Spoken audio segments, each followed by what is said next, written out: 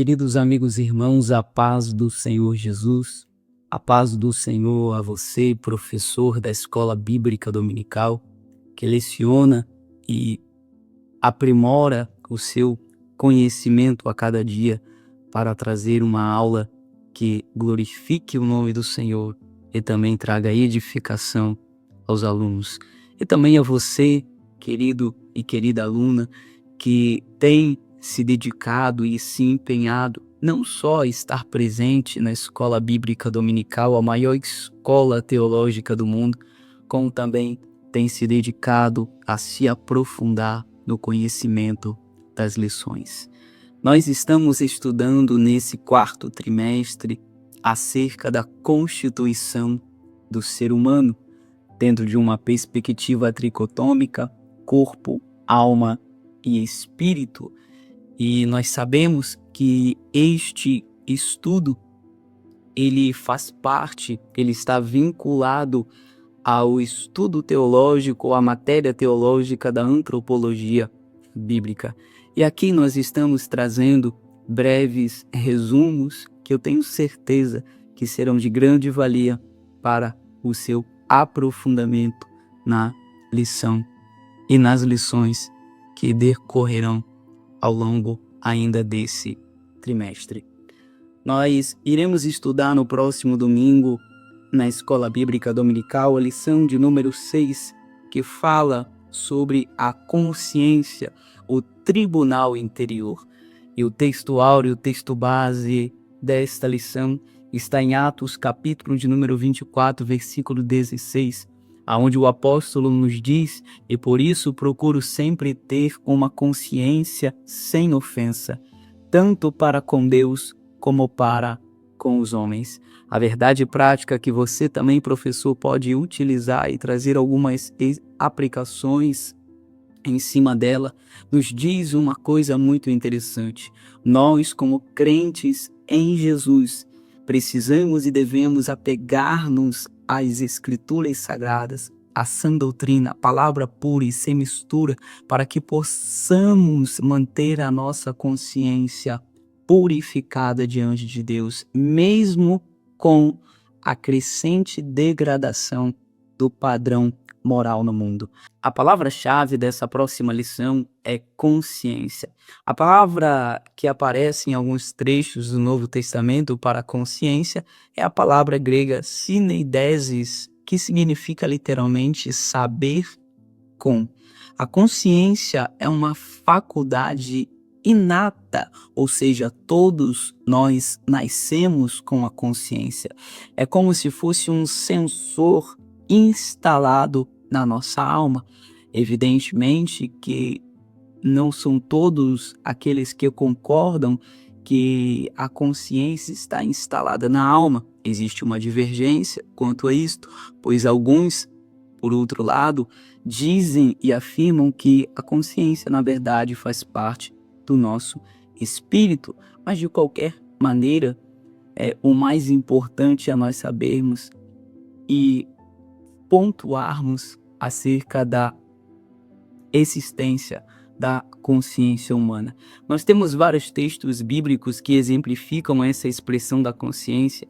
O apóstolo Paulo, por exemplo, escrevendo ao seu filho na fé Timóteo, na primeira carta, capítulo 4, no versículo 1, nos diz que nos últimos dias alguns apostatarão da fé, dando ouvidos a espíritos enganadores, a doutrinas de demônios, pela hipocrisia de homens que falam mentiras, tendo cauterizado, insensibilizado a sua própria consciência.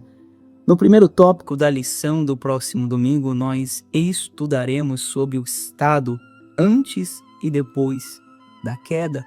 Queridos irmãos e amigos, como vimos, a consciência é uma capacidade dada por Deus para o homem discernir entre o bem e o mal, aquilo que é certo e aquilo que é errado. Nós conhecemos também como senso de moralidade. E assim, dando ao homem a oportunidade de se orientar em suas decisões. E os textos de Gênesis capítulo 2, 16 e 17, Gênesis capítulo 3, versículos 6 ao 10, tratam da primeira manifestação da consciência dentro da experiência humana. Nós podemos ver logo de início que, ao pecar e transgredir a lei específica que Deus havia dado, e qual lei foi esta?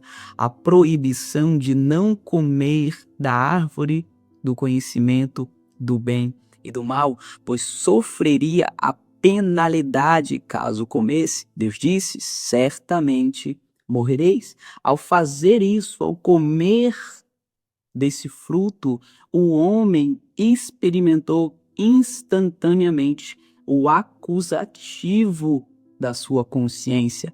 Ele sentiu culpa, ele sentiu vergonha e ele sentiu medo. Automaticamente, instantaneamente, após transgredir o mandamento divino.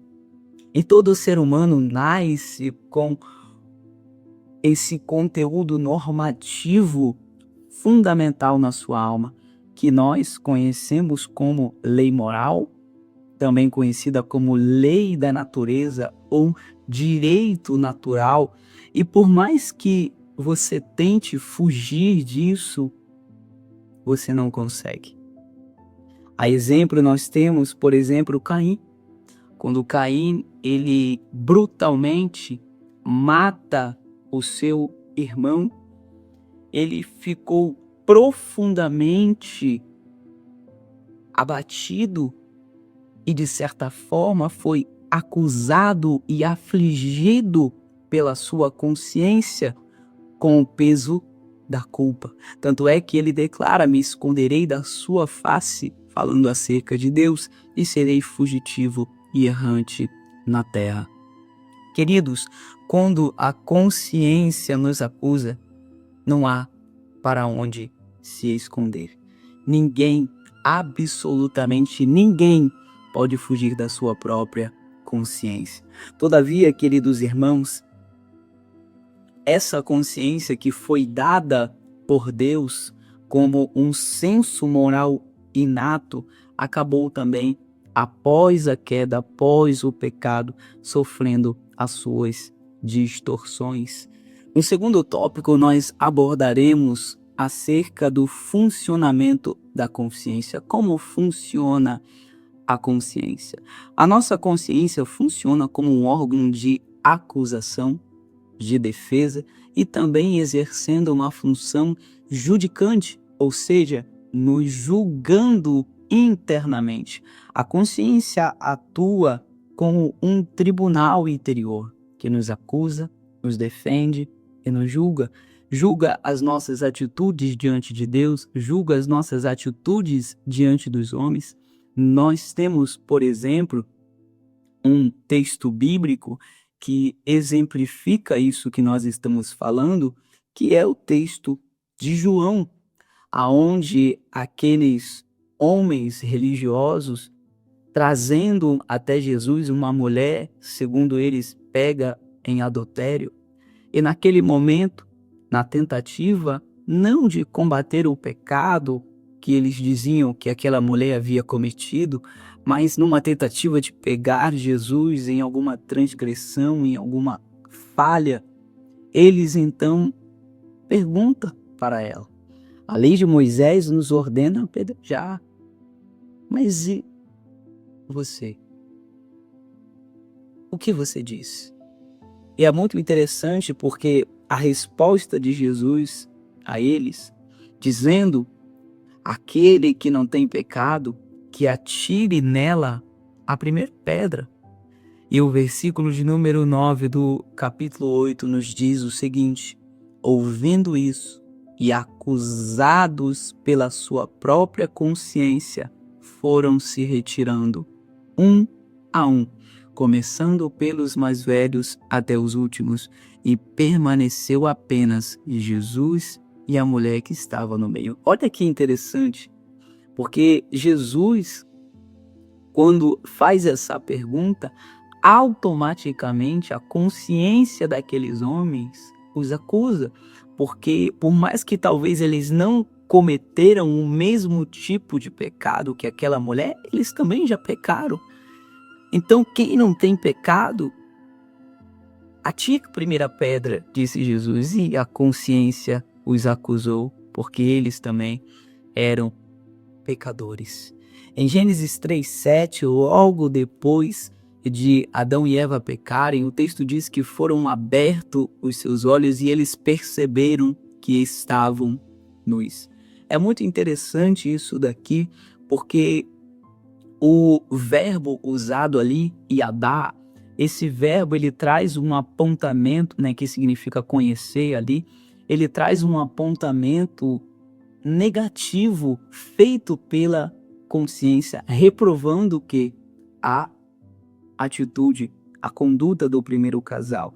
Antes do pecado, eles conheciam apenas o bem, eles viviam em plena, em completa alegria, paz, mas ao pecarem, a consciência ecoa na alma deles com uma voz secreta de incômodo. Quando Adão e Eva ouvem a voz do Senhor, qual a atitude deles? Eles tentam se esconder de uma forma risonha, com medo, acusados na sua consciência. Eles tentam se esconder e Deus brada e faz uma pergunta retórica: quem te mostrou, Adão, que você estava nu? Comestes da árvore que te ordenei que não comesse? E qual a resposta que Adão dá para Deus? Uma resposta não direta, não clara, mas uma tentativa de negar o seu ato, de negar o seu pecado, uma tentativa de se justificar, e na tentativa de aplacar a culpa da sua consciência, ele faz aquilo que nós conhecemos como transferência de culpa ou transferência de responsabilidade. Ele não responde à pergunta de Deus, mas ele faz uma acusação, ele faz uma transferência de responsabilidade. Ele diz: foi a mulher que tu me deste. E a mulher, da mesma maneira, seguindo o caminho, ela culpa a serpente. Perceba que Adão culpa a mulher e a mulher culpa a serpente. E a serpente só não culpa quem estava atrás da fila porque ela era a última da fila. E isso daqui nos mostra a consciência em ação. Até mesmo aqueles que não são cristãos, que não servem a Deus, mostram a obra da lei escrita no seu coração, como disse Paulo em Romanos 2,15, que é confirmada pela sua consciência, quer acusando-os, quer defendendo-os. No terceiro e último tópico, queridos irmãos, estudaremos no próximo domingo também sobre a falibilidade da consciência. A Bíblia menciona consciências defeituosas, cauterizada, ou seja, insensível, conforme 1 Timóteo 4,2, fraca, legalista, com 1 Coríntios capítulo de número 8, e também contaminada ou corrompida, conforme Tito 1,15.